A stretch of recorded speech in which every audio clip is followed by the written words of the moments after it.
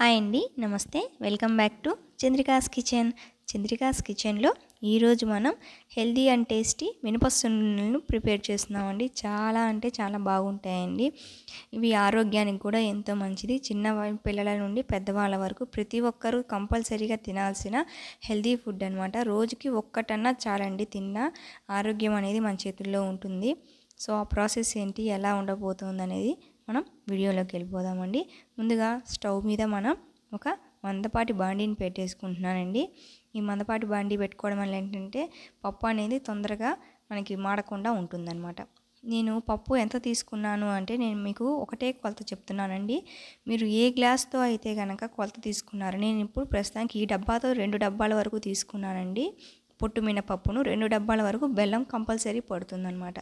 అప్పుడే మనకి టేస్ట్ అనేది చాలా బాగా వస్తుంది. స్వీట్నెస్ అనేది కూడా పర్ఫెక్ట్గా సరిపోతుందన్నమాట. ఇప్పుడు ఈ పప్పు మొత్తాన్ని కూడా మనం లో టు మీడియం ఫ్లేమ్లో అడ్జస్ట్ చేసుకుంటూ మొత్తాన్ని దూరగా వేయించుకోవాలి. లైట్ గోల్డెన్ బ్రౌన్ కలర్ రావాలండి. ఈ పప్పును వేపడంలోనే ఉంటుందండి మనకి మినపసున్నుండలకి వచ్చే అసలైన టేస్ట్ అనేది పప్పును వేపడంలోనే ఉంటుందన్నమాట. కాస్త ఓపిక్గా ఒక 15 నిమిషాలు కేటాయించుకోండి. హెల్దీ అండ్ టేస్టీగా ఉండే మినపసున్నుండలను ఎంజాయ్గా తినేసేయచ్చు అనమాట. సో మీకు చూడండి, వీడియోలో చూపిస్తున్న విధంగా కొంచెం కలర్ అనేది మారిపోయినాయి కదా. ఇప్పుడు నేను దీంట్లోనికి ఒక 2 టేబుల్ స్పూన్ల వరకు బియ్యాన్ని తీసుకుంటున్నానండి. ఎందుకు బియ్యాన్ని తీసుకున్నానంటే మనము మినపసున్నుండలలో కొంచెం జిగురు అనేది వస్తుంది కదా, అది కొంచెం పంటికి తగిలినప్పుడు అతుక్కుంటూ ఉంటుంటుంది. అలా అతుక్కోకుండా ఉండాలంటే ఇలా ఒక 2 టేబుల్ స్పూన్లు వేసుకున్నామంటే కనుక మనకి అంటుకోకుండా చక్కగా ఫ్రీగా తినేయగలము. అందుకని నేను యూజ్ చేశాను అనమాట. మొత్తాన్ని మనం ఈవెన్గా కలిపి పెట్టేసుకొని లో టు మీడియం ఫ్లేమ్లో అడ్జస్ట్ చేసేసుకుంటూ లైట్ గోల్డెన్ బ్రౌన్ కలర్ అనేది రావాలి. పప్పు అనేది ఎట్లా వేగింది అనేది నేను మీకు ఒకసారి చూపిస్తానండి. చూడండి, పప్పు అనేది వేగిందో లేదో మనం ఒకసారి టేస్ట్ చేద్దాము. ఒక 4 గింజలను ఇట్లా రోట్లో వేసేసుకొని గట్టిగా దంచక్కర్లేదండి. జస్ట్ 2 సార్లు అలా స్ప్రెడ్ చేయగానే పప్పు అనేది వెంటనే అట్లా నలగాలన్నమాట. అలా కనుక నలగకుండా ఉండుంటే ఇంకొంచెం సేపు వేగాల్సి ఉంటుంది. ఇప్పుడు నేను మీకు వీడియోలో చూపిస్తున్న విధంగా చూడండి, ఒక 2 సార్లు జస్ట్ అట్లా టచ్ అవ్వగానే పొడి పొడిగా అయిపోతుంది కదా. సో ఇది పర్ఫెక్ట్గా ఉడికినట్టు అనమాట. సో మనం ఇంకా స్టవ్ ఆఫ్ చేసేసుకొని దీన్ని పూర్తిగా మనం చల్లారనిచ్చేద్దామండి. చూడండి, మీకు వీడియో చూపిస్తున్న విధంగా ఈ విధంగా లైట్ గోల్డెన్ బ్రౌన్ రావాలి.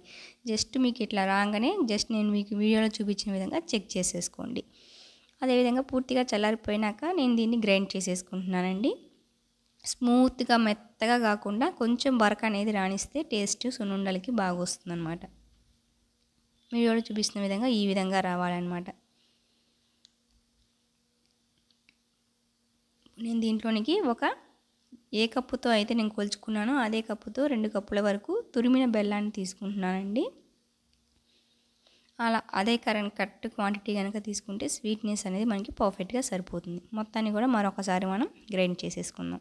ఈ విధంగా గ్రైండ్ చేసేసుకొని ఒక దాంట్లోకి షిఫ్ట్ చేసుకున్నానండి.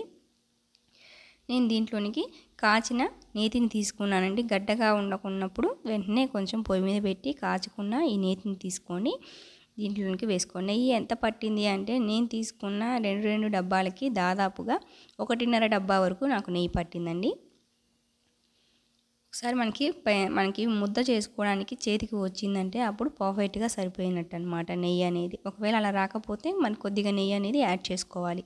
ఇప్పుడు నేను తీసుకున్న క్వాంటిటీకి అయితే కరెక్ట్గా సరిపోతుందండి ఈ నెయ్యి అనేది.